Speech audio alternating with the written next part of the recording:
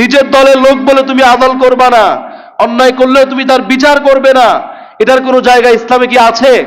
ইগদিলু হুয়া আকরাবুল তাকওয়া, তোমরা আদল করবে, এটা তোমাকে তাকওয়ার নিকটবর্তী করে দিবে। আমার ভাই বলে, আমার পিতা বলে, আমার আত্মীয় বলে, আমার শালা বলে, আমার দলের লোক বলে অন্যায় করলে আমি তার বিচার করব না, তার কোনো বিচার হবে না, তার নামে মামলা হবে না, এমন কোনো জায়গা ইসলামে নাই। অপরাধ যেই করবে সেই শাস্তি পাবে।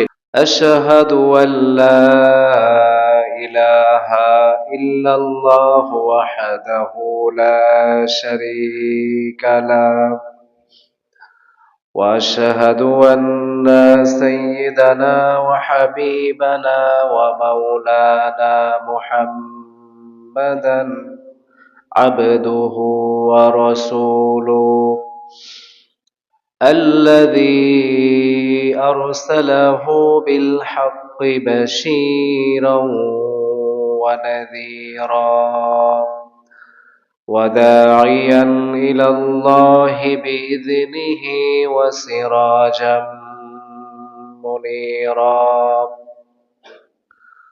فقد قال الله تعالى في كلامه المجيد وفرقانه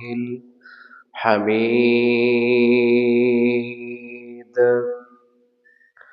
أعوذ بالله من الشيطان الرجيم بسم الله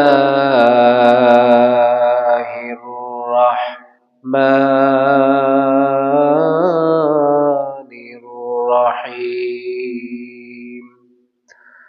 إن الله وملائكته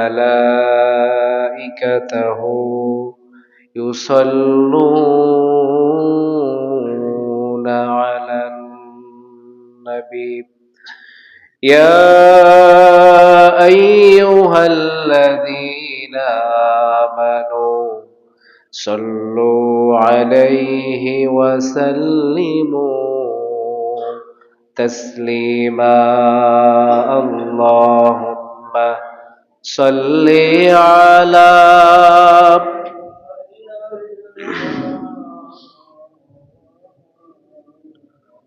وعلى آل سيدنا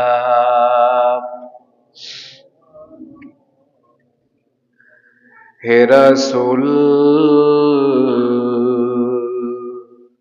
তোমারি জন্য মন কাঁদে, আখি কাঁদে, ভুবন কাঁদে, শুধু বেদনা হৃদয়ে সে বাসা বাঁধে। তোমারি জন্য মন কাঁদে, আখি কাঁদে, ভুবন কাঁদে। আল্লাহুম্মা সাল্লি আলা মাওলানা মুহাম্মদ ওয়া আলা আলি সাইয়্যিদিনা بلغ العلا بكماله كشف الدجى بجماله حسنت جميع خصاله صلوا عليه محمد سيد الكونين والثقلين والفريقين من عرب ومن عجم بلغ العلا بكماله كشف الدجى بجماله حسنت جميع خصاله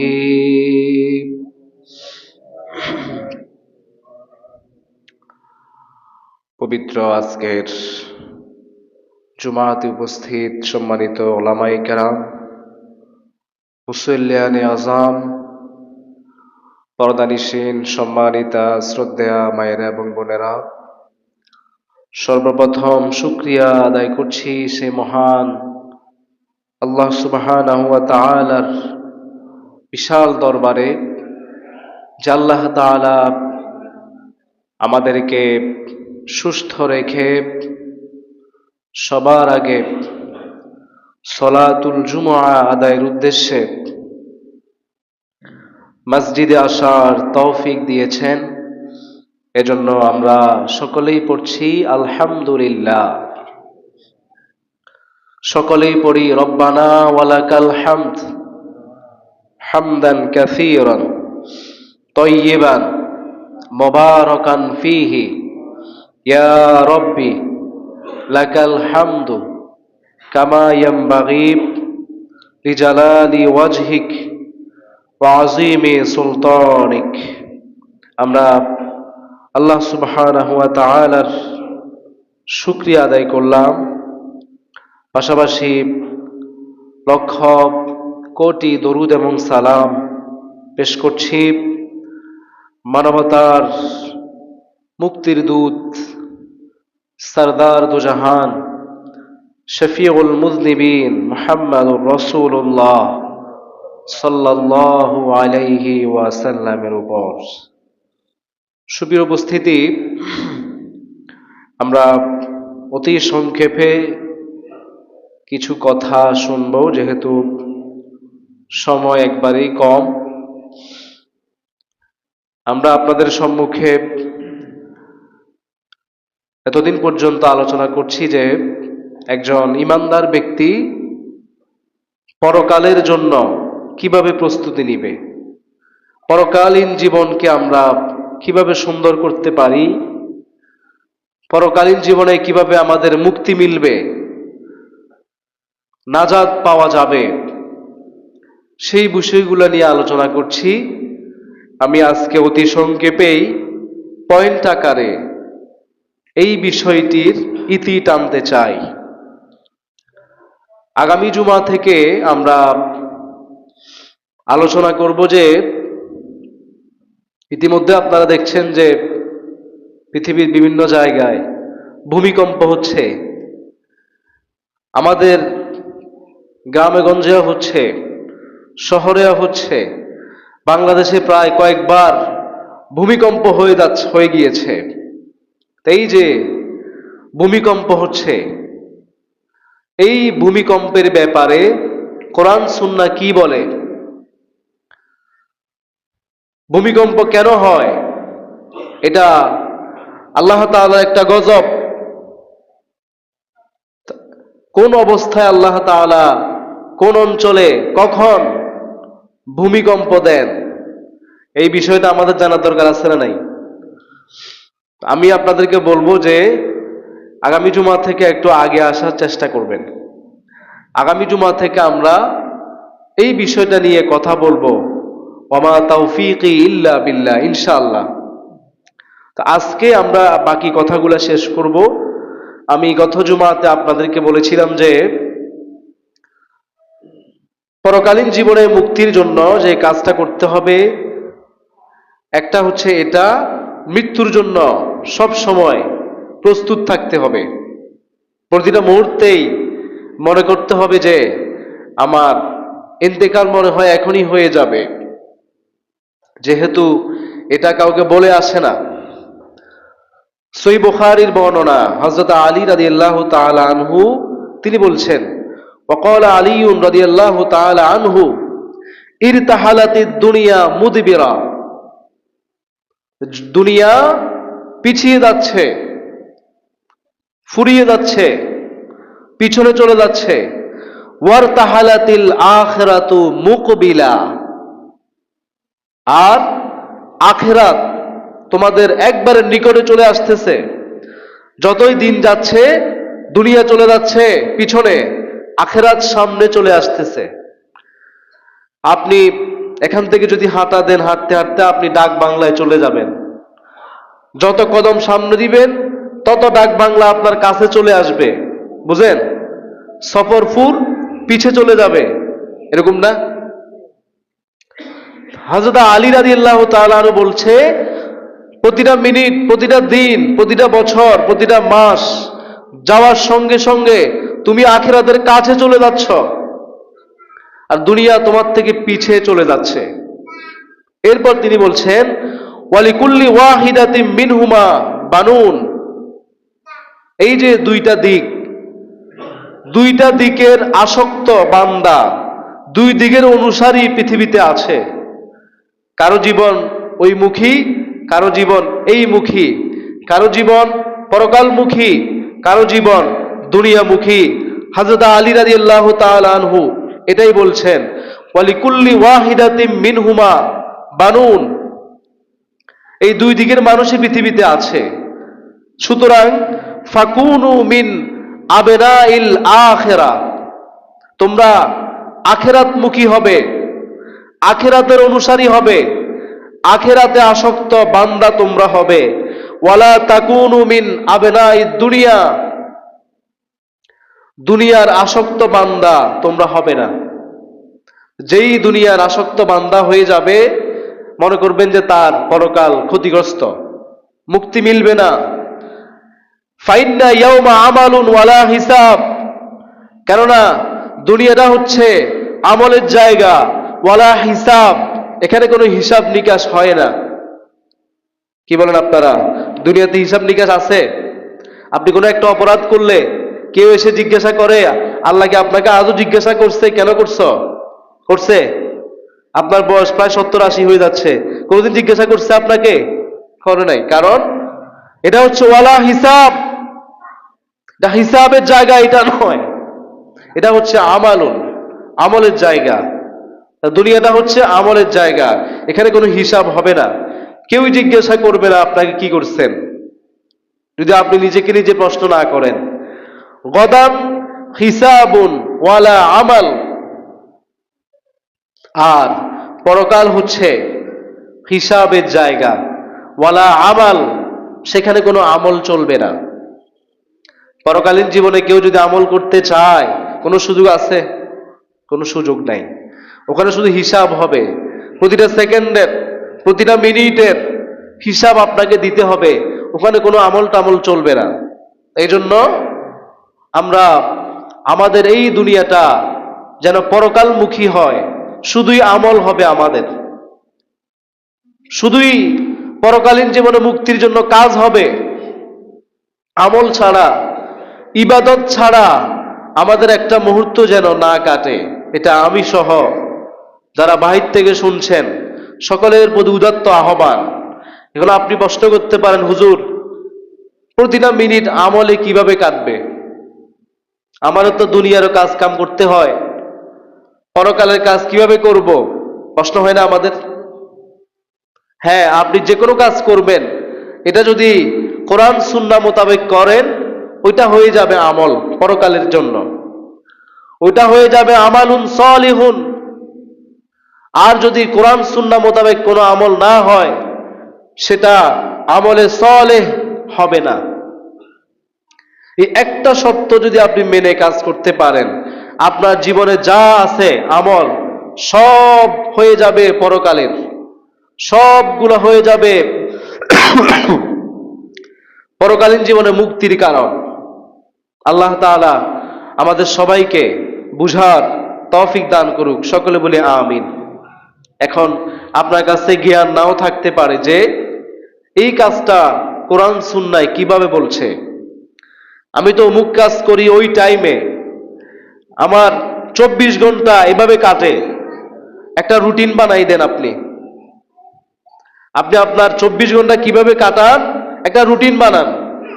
এই রুটিন নিয়ে আপনি কোনো আলেমের কাছে যান, গিয়ে বলেন যে আমার এই 24 ঘন্টা এভাবে কাটে, এখন আমার এই 24 ঘন্টার কাজকে আমি আমলে সালেহ বানাতে চাই, নেক কাজ বানাতে চাই, কিভাবে করলে নেক কাজ হয়ে যাবে আমাকে একটু গাইডলাইন দেন।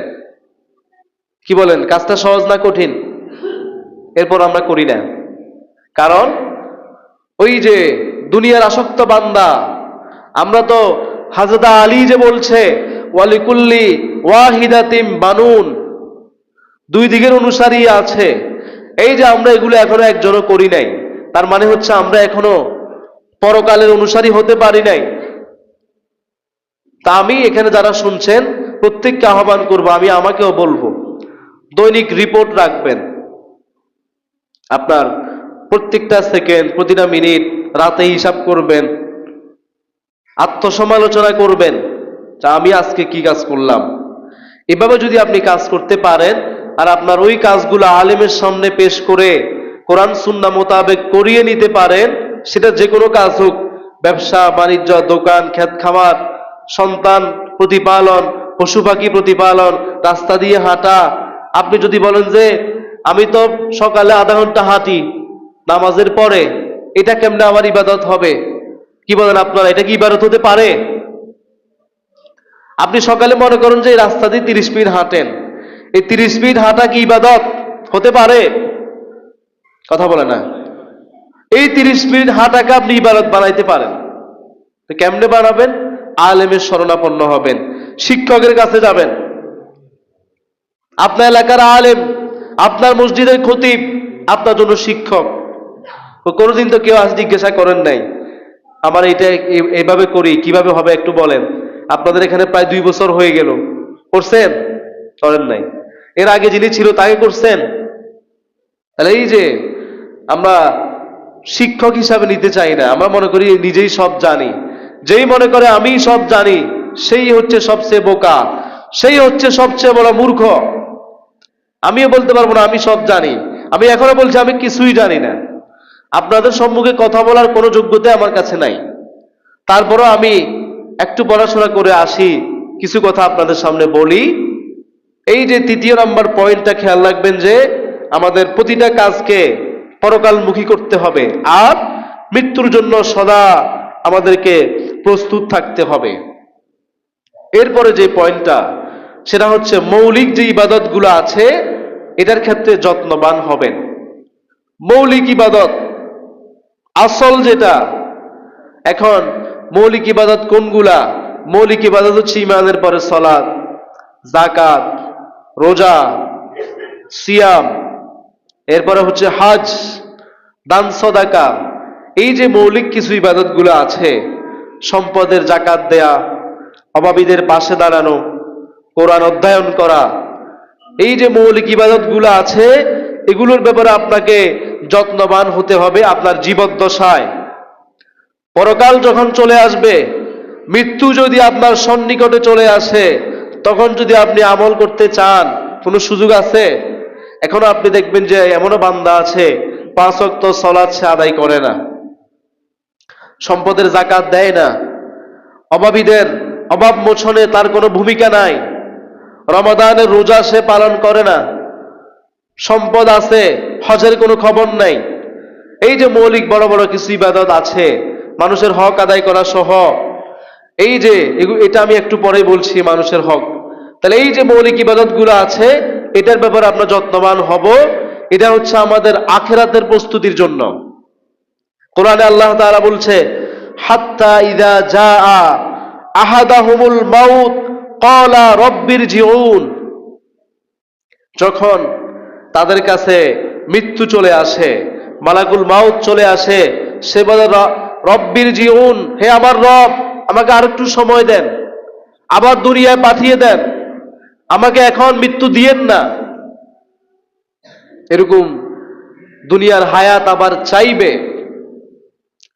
লাআল্লি আমালু সলিহান, যাতে করে আমি নেক কাজ করতে পারি। ফিমা তারাকতু কাল্লা ইন্নাহা কালিমাতুন হুয়া কাইলুহা ওয়া মিন ওয়ারাইহিম বারযাখুন ইলা ইয়াউমি ইউবআসুন। কোরআনে আল্লাহ তাআলা বলছে, এই যে আপনি নেক কাজ করার জন্য তখন সময় চাইবেন।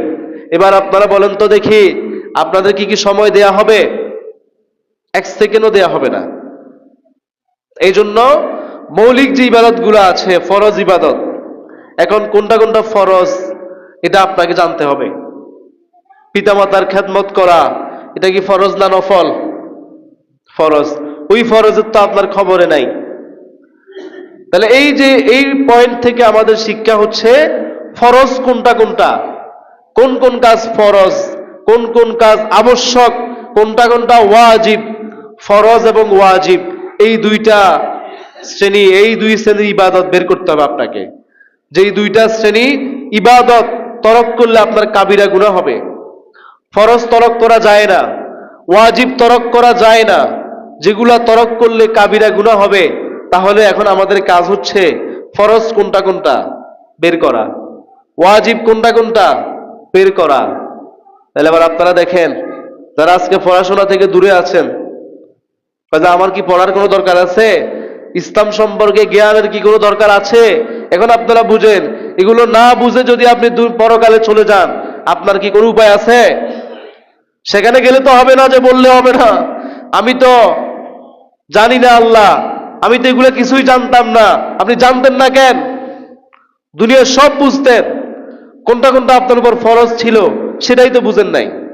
আপনাকে তো কোরআনে প্রথমে জানার কথা বলেছেন, ঈমান আনার আগে জানার কথা বলেছে, এগুলো সম্পর্কে আমাদের কোনো খবর নাই। তাহলে এই যে পয়েন্টটা আমি সংক্ষেপে বলছি, আমাদের মৌলিক ইবাদত ফরজ কোনটা কোনটা এটা আমাকে জানতে হবে, কোন কোন কাজ কাবিরা গুনাহ এটা আমাকে জানতে হবে। এটা জেনে আপনার জীবন পরিচালনা করতে হবে। না হলে যে ব্যক্তি এগুলা জানে না, তার উপর কোনটা কোনটা ফরজ, কোনটা কোনটা করলে কাবিরা গুনাহ হয়ে যায়, কোনটা কোনটা ওয়াজিব, তার জীবনটা আখেরাতমুখী হয় নাই। আখেরাতমুখী হতে হলে এই নলেজটা আপনার লাগবে। এরপরে 4 নাম্বার পয়েন্ট হচ্ছে আপনাকে তাওবা করতে হবে। কেউ যদি কারো জীবনকে আখেরাতমুখী করতে চায়, আখেরাতের প্রস্তুতিমূলক জীবন সে পরিচালনা করতে চায়, তাহলে তার বেশি বেশি তাওবা করতে হবে, ইস্তিগফার করতে হবে। রাসূল সাল্লাল্লাহু আলাইহি সাল্লাম সহিহ মুসলিমের বর্ণনা আসছে, ইয়া আইয়ুহান নাস তুবু ইলাল্লাহি ওয়াস্তাগফিরুহু। সমস্ত মানুষদেরকে ডেকে রাসূল বলছে, তোমরা আল্লাহর কাছে তাওবা করো, আল্লাহর কাছে ক্ষমা চাও। ফাইন্নি আতুবু ফিল ইয়াউমি আকসার মিন মিয়াতা মাররা, যা আমি তো নিজেই আল্লাহ তাআলার কাছে দৈনিক 100 বার তওবা করি। একটা বর্ণনা আছে 70-এর অধিক, আরেক বর্ণনা আসছে 100 বার তওবা করি। রাসূল যেখানে 100 বার তওবা করেন, ইস্তিগফার চান, যে রাসূলের কোনো গুনাহই নাই, আমাদের কতবার তওবা করা উচিত?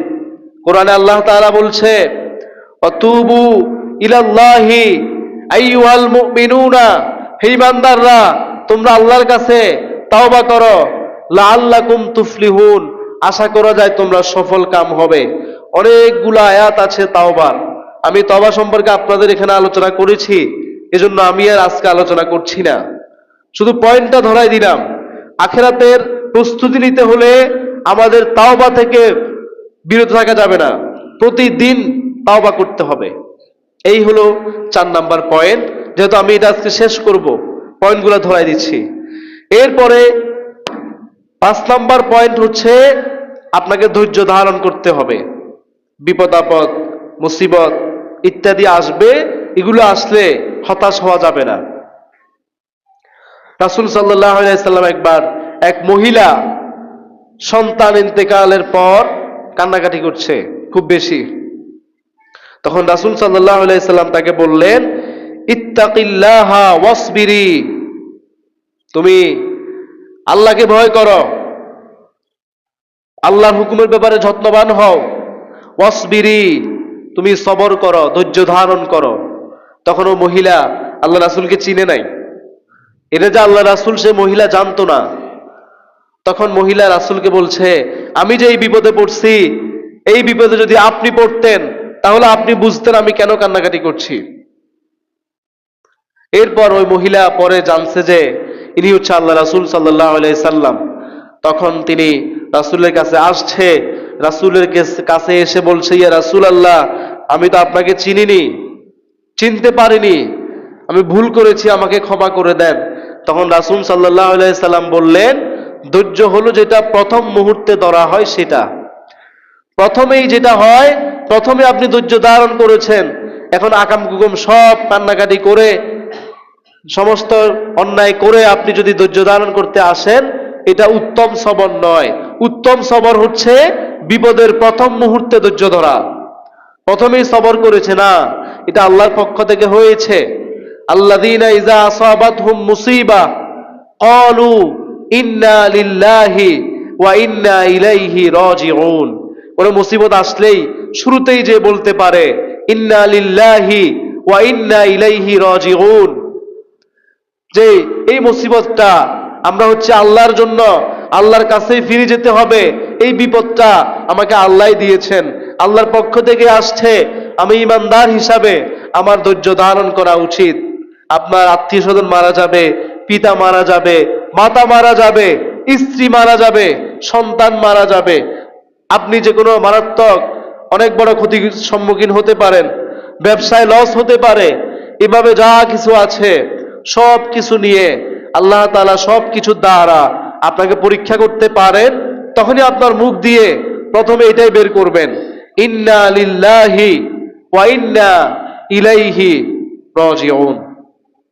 এখন এটা আমরা শুনি, বলি, কিন্তু দেখা যায় প্রথমে আমাদের মুখ দিয়ে এটা বের হয় না। বিপদে পড়লেই তো ইন্না লিল্লাহ বের হয় না। বিপদে পড়লে হাই হুতাশ করেন, মহিলাদের ভিতরে বেশি হাই হুতাশ, কান্নাকাটি, কাপড় চোপড় ছিঁড়ে ফেলা, জিনিস নষ্ট করা, এই যে এগুলো আপনারা করবেন না। হাই হুতাশ করলে আরো বেশি ক্ষতিগ্রস্ত হবেন। বরঞ্চ ওই বিপদটা কিভাবে কাটানো যায়, ইসলামিক পন্থা আপনি অবলম্বন করবেন। কোরআনে আল্লাহ তাআলা অনেক আয়াত বলেছেন, অধিকাংশ আয়াত সবরের ব্যাপারে নাজিল করেছেন। ইন্নাল্লাহা মাআস সাবিরিন, এরকম আয়াতও বলেছেন যে আল্লাহ তাআলা ধৈর্যশীলদের সাথে আছেন। আপনি বিপদে পড়ছেন, ওই বিপদে আপনার সঙ্গী আল্লাহকে বানাবেন, যে এই বিপদে আমার সাথে আল্লাহ আছেন, আল্লাহই উদ্ধার করবেন। তাওয়াক্কুল করবেন আল্লাহর উপর, ভরসা করবেন আল্লাহর উপর। কোন মানুষের উপরে আপনার ভরসা হবে না, হতে পারবে না। অসুস্থ হয়েছে, ডাক্তারের উপর ভরসা, একবারও বলে নাই যে আল্লাহ আমাকে সুস্থ করে দেন। অসুস্থ হওয়ার পরে হাই হুতাশ, ডাক্তারের কাছে নিয়ে গেছে, অমুক ডাক্তারের কাছে না নিয়ে গেলে ভালো হবে না। ডাক্তারের কাছে নিতে আমি যেতে নিষেধ করিনি, ঔষধ খেতে নিষেধ নাই, এগুলো অবলম্বন করবেন। তবে এর আগে আপনি আল্লাহকে জানাতে হবে। আল্লাহকে তো একবারও বলেন নাই। কিরকম অবস্থা, তাওয়াক্কুলের এমন দুর্দশা আমাদের, তাওয়াক্কুল নাই বললেই চলে। এটা থেকে বেরিয়ে আসেন, যে কোনো বিষয় আল্লাহর উপর তাওয়াক্কুল করেন। তাওয়াক্কুল মানে হচ্ছে নির্ভর করা, আল্লাহর উপর নির্ভর করেন।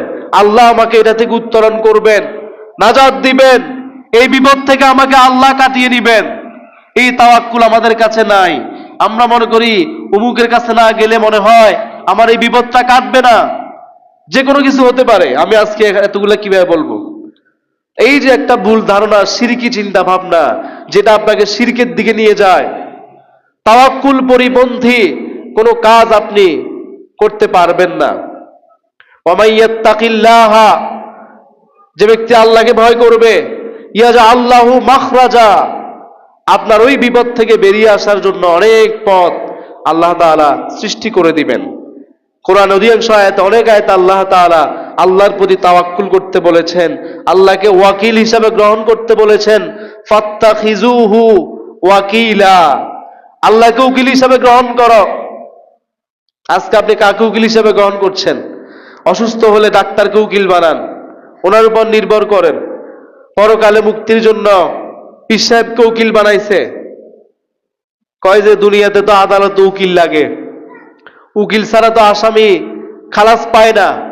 আসামি পক্ষের উকিল লাগে, রাষ্ট্রপক্ষের উকিল লাগে, বিরোধী পক্ষের উকিল লাগে, সুতরাং পরকালেও তো উকিল লাগবে। এখন উকিল লাগার জন্য, উকিলের জন্য পীর সাহেবের মাজারে গিয়ে সেজদা দিচ্ছে, মাইজ ভান্ডার গিয়ে সেজদা দিচ্ছে, সেখানে গিয়ে প্রার্থনা করছে, মাইজ ভান্ডারের মাজার ধোয়া পানি খাচ্ছে। আমি নিজ চোখে দেখছি, আপনি দেখে আসেন বিশ্বাস না করলে। মাজার যে ধুইছে, ওই পানিগুলা নিয়ত করে খায়, সেজদায় পড়ে আছে মাজারে। আপনারা যারা দেখেন নাই মনে করবেন যে হুজুরা মনে বানাই বানাই বলে। আমি ওখানে যাওয়ার আগে দেখি নাই, তেমন ভিডিওতে দেখছি, সচক্ষে দেখি নাই। কিন্তু ওখানে গিয়ে আমি সচক্ষে দেখছি, যার কারণে বলতে পারতেছি। এরকম অনেক শ্রেণী আছে, হাজার হাজার মানুষ প্রতিদিন মুশরিক হচ্ছে, হাজার হাজার মানুষ প্রতিদিন ঈমান হারাচ্ছে। আফসোস করবেন আপনি গেলে। মানুষের ঈমানের কি দুর্দশা আজকে, তাওয়াক্কুলের কি দুর্দশা, সবরের কি দুর্দশা। এই যে শরীয়তের বিভিন্ন পরিভাষা দিক আছে, এগুলো সম্পর্কে আমাদের জ্ঞান কি আছে? তাওয়াক্কুল কি, সবর কি, এগুলো একটু জানার চেষ্টা করবেন, পড়বেন। এরপরে আপনাকে যে কাজটা করতে হবে, শহীদি মৃত্যু আপনার কামনা করতে হবে। ইসলামিক জামাতে আপনাকে সংঘবদ্ধ হতে হবে। আমি বলছি না আপনি অমুক দল করেন। ইসলামিক যে কাফেলা আছে, কোরআন নিয়ে গবেষণা হয়, কোরআন নিয়ে দিক নির্দেশনা দেয়, আল্লাহর জমিন আল্লাহর দিন প্রতিষ্ঠার কাজ করে, সেই সংঘবদ্ধ জীবন আপনাকে জীবন গঠন করতে হবে। হাদিসে রাসূল সাল্লাল্লাহু আলাইহি সাল্লাম বলছে, মান সাআলাল্লাহ শাহাদাতা সাদিকান। আবু দাউদের বর্ণনা, রাসূল সাল্লাল্লাহু আলাইহি সাল্লাম বলছে, আবি উমামা সাহাল ইবনে হুনাইফ, তিনি তার পিতা থেকে হাদিস বর্ণনা করছেন, যে ব্যক্তি আল্লাহর কাছে একনিষ্ঠভাবে শহীদি মৃত্যু কামনা করে, শহীদি মৃত্যু চায়, সবসময় আল্লাহ তাআলার কাছে দিল থেকে দোয়া করে যে আল্লাহ তাআলা আপনি আমাকে শহীদি মৃত্যু দান করেন, শাহাদাতের মর্যাদা আমাকে আপনি উন্নীত করেন।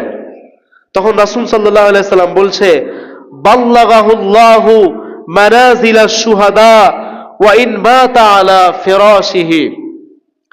যে ব্যক্তি এই দোয়া, এই কামনা, তার বাসনা অন্তরে রাখে, রাসূল হাদিসে বলছে আল্লাহ তাআলা তাকে শাহাদাতের মর্যাদা দান করেন। সুবহানাল্লাহ পড়েন। শহীদদের সেই মানজিলে মাকসারে তাকে আল্লাহ তাআলা পৌঁছে দেন। ওয়া ইন মাতা আলা ফিরাশিহি, যদিও সে তার বিছানায় ইন্তেকাল করে। আপনি যুদ্ধের ময়দানে ইসলাম বিরোধী শক্তির আক্রমণে আপনার মৃত্যু হত হয় নাই, ইসলাম প্রতিষ্ঠার কথা বলতে গিয়ে সেখানে আপনার মৃত্যু হত হয় নাই, কিন্তু সেই বাসনা রাখার কারণে, আপনার দিলের তামান্না থাকার কারণে আপনার বিছানায় যদি আপনি ইন্তেকাল করেন, রাসূল সাল্লাল্লাহু আলাইহি সাল্লাম বলেছেন আল্লাহ তাআলা আপনাকে শাহাদাতের সেই মর্যাদা নসিব করে দিবেন ইনশাআল্লাহ। পড়েন। এই চিন্তা সবাই রাখবেন। আল্লাহুম্মা রযুকনি শাহাদাতান ফি সাবিলিক, এই দোয়াটা রাখবেন। ওয়াজআল মাউতি ফি বালাদি রাসূলিক, হে আল্লাহ আপনি আমাকে আপনার পথে শহীদি মৃত্যু দান করেন। ওয়াজআল মাউতি ফি বালাদি রাসূলিক, রাসূলের শহরে মদিনায় আমাকে ইন্তেকাল দান করেন, ওখানে যাতে আমার মরণ হয়। এই দোয়াটা ডেইলি দোয়াতে রাখবেন। কিছু কিছু দোয়া আছে রাসূল করতেন, আমি গত জুমাতে বলেছি সুন্নাহ মোতাবেক দোয়া, এগুলো আপনারা একটু বের করবেন, বের করে বই পাওয়া যায়, এই দোয়াগুলো আপনার দোয়ায় শামিল রাখবেন। কথা বললে অনেক আছে। এরপরে আপনি মানুষের হকগুলো আদায় করবেন, মানুষের আমানত ফিরিয়ে দিবেন। কোরআনে আল্লাহ তাআলা বলছে, ইন্নাল্লাহা ইয়া'মুরুকুম আন তুআদ্দুল আমানাতি ইলা আহলিহা, তোমরা মানুষের আমানত, মানুষের হক মানুষের কাছে পৌঁছে দিবে। আজকে তো আমরা মানুষের হক পৌঁছে দিই না, মানুষের হক মেরে খাই। মানুষের তেল থাকে আমার খাটের নিচে, মানুষের জন্য বরাদ্দকৃত চাল থাকে আমার ঘরে, মানুষের জন্য বরাদ্দকৃত সার সেটা থাকে আমার ঘরে, মানুষের জন্য বরাদ্দকৃত টাকা সেটা থাকে আমার ঘরে। একটা পয়সাও কি আপনি মানুষের মেরে খেতে পারবেন?